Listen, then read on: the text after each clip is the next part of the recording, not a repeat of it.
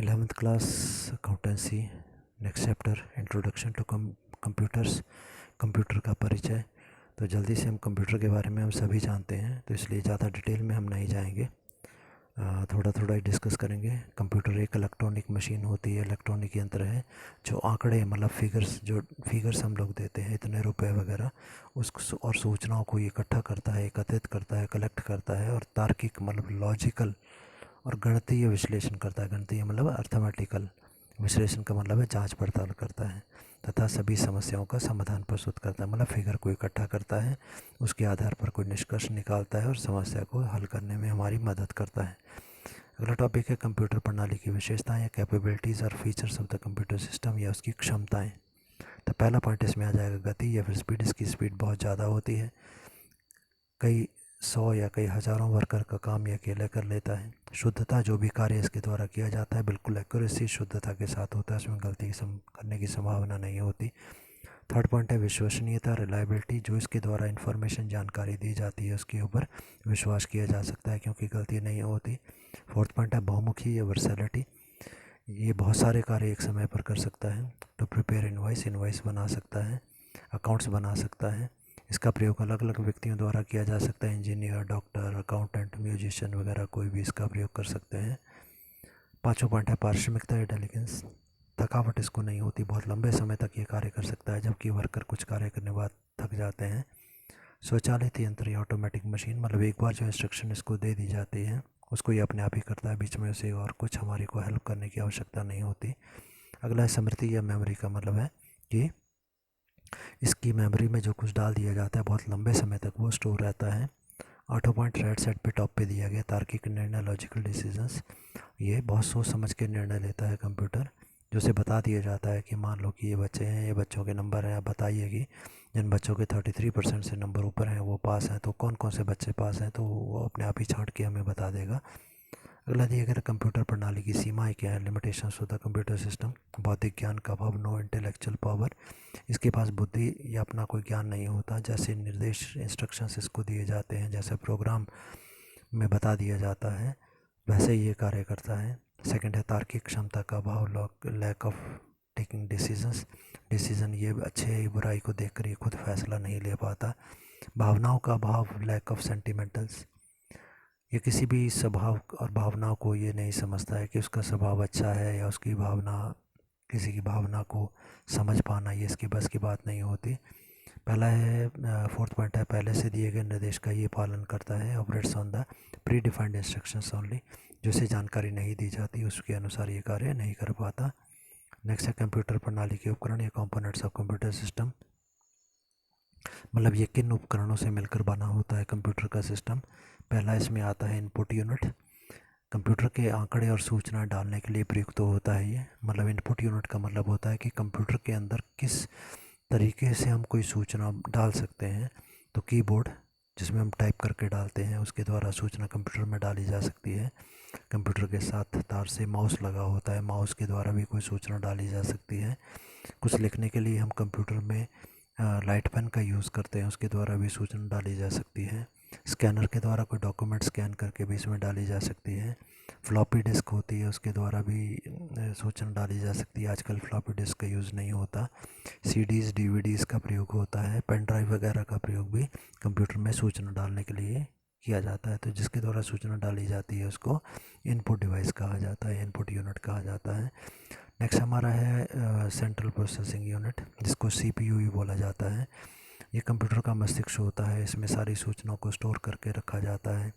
जो भी गणनाएं वगैरह की जाती हैं वो सभी इसी में लिखी जाती हैं। अर्थमेटिकल लॉजिकल यूनिट इसको कहा जाता है, इसी में सारी कैलकुलेशंस होती हैं। इसमें आने वाले पार्ट्स में पहला दिया गया कंट्रोल यूनिट या सीयू, इसके अंदर ही सारी सूचनाओं को कंट्रोल किया जाता है। सेकंड है अर्थमेटिकल लॉजिकल यूनिट, मतलब सारी कैलकुलेशंस या जो भी कोई निर्णय लेना है वो इसी में लिया जाता है। मेमोरी अगला है, मेमोरी जो इसमें ज्ञान स्टोर किया जाता है, तो उसके बारे में एक बाइट जो होता है वो 8 बिट, मतलब बिट का मतलब है जैसे बोलें कि A B सी, ये एक एक अक्षर जो हमारा है उसको बिट कहा जाता है। तो 8 बिट से एक बाइट बनता है। और यदि हम और मेमोरी की बात करें तो 1 मेगाबाइट या एमबी जो होता है वो करीब करीब 500 पेजों के बराबर होता है, जो कि 8.5 बाई 11.2 इंचज़ के पेज होंगे। तो इसमें मेमोरी में प्राइमरी मेमोरी आती है जिसमें रैम और रोम होती है। रैम जो फास्ट मेमोरी है, रोम जो है स्लो मेमोरी होती है। सेकेंडरी मेमोरी आती है जिसमें ऑनलाइन, ऑफलाइन और नियर लाइन मेमोरी आती है। ऑनलाइन मेमोरी इंटरनल स्टोरेज के लिए, ऑफलाइन मेमोरी जो है पेन ड्राइव के लिए, नियर लाइन जो है वायर स्टोरेज में होती है। परमानेंट स्टोरेज में यहाँ पर दिया गया हार्ड डिस्क, CD, DVDs वगैरह आती हैं। आउटपुट यूनिट अगली हमारी होती है। तो आउटपुट का मतलब जिसके द्वारा कोई सूचना कंप्यूटर से बाहर निकाली जाती है, ये परिणाम को प्रस्तुत करता है, जैसे कि विजुअल डिस्प्ले यूनिट, जिसको कि मॉनिटर कहा जाता है। स्क्रीन पे हम कोई सूचना प्राप्त करते हैं। प्रिंटर के द्वारा, DVD, CD वगैरह के द्वारा भी सूचनाएं हम प्राप्त करते हैं। उसके बाद अगला है कंप्यूटर प्रणाली के अंग या पार्ट्स ऑफ कंप्यूटर। तो पहला इसमें आ जाएगा हमारा आंकड़े या डाटा।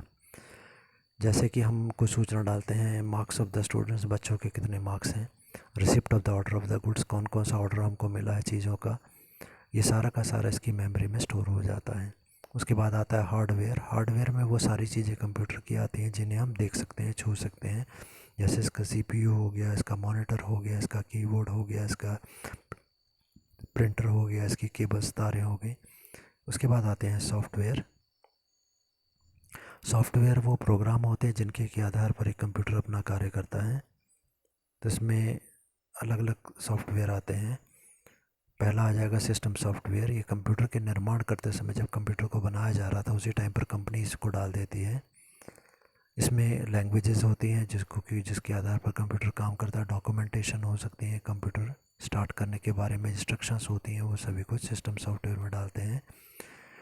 जो कुछ स्टोर करना है, स्टोर करने के जितने भी प्रोग्राम होते हैं, सूचना को संग्रह करने के प्रोग्राम, वो सभी इसमें आते हैं। बेसिक फंक्शन जो कंप्यूटर के हैं वो सारे आ जाते हैं। इसका एग्जांपल हो सकता है ऑपरेटिंग सिस्टम, जो कि कंप्यूटर और उसके प्रयोग करने वाले व्यक्ति के बीच में बातचीत करता है।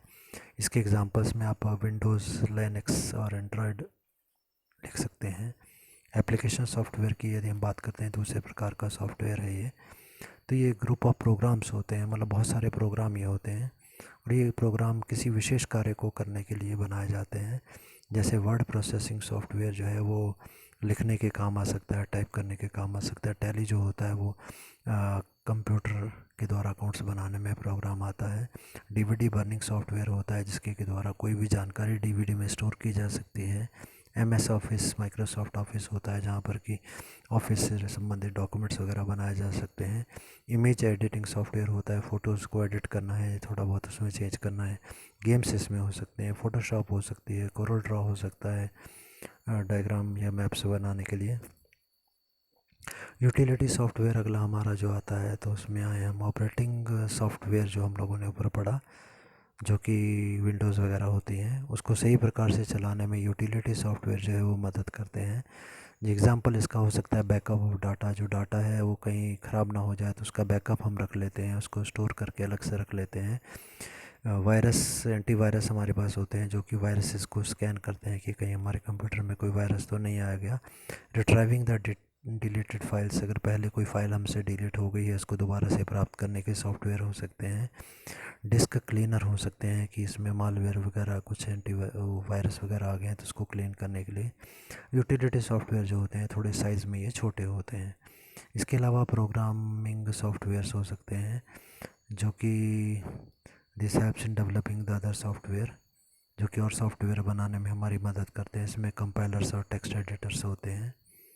कस्टम सॉफ्टवेयर हमारे हैं। ये सॉफ्टवेयर्स के बारे में बहुत ज़्यादा डिटेल में जानने की आवश्यकता नहीं है, थोड़ा बहुत एक एक लाइन में लिखेंगे चलेगा आपके सिलेबस में। तो कस्टम सॉफ्टवेयर हमारे जो होते हैं ये ग्राहकों की डिमांड के अनुसार जो है वो तैयार किए जाते हैं।